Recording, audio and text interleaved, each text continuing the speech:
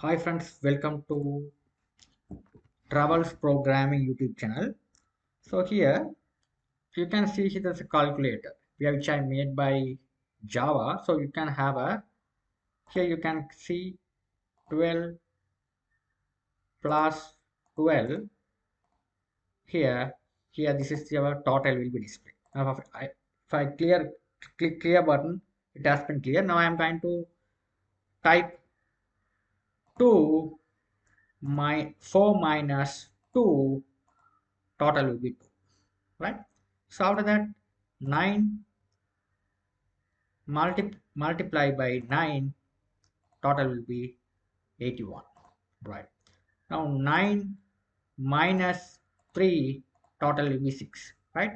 It will be working based on the all the symbol will be working fine, but very simple. This how to do this program step by step will teach in Java, right? This program he made by Java. So here this each and every button will be teach step by step.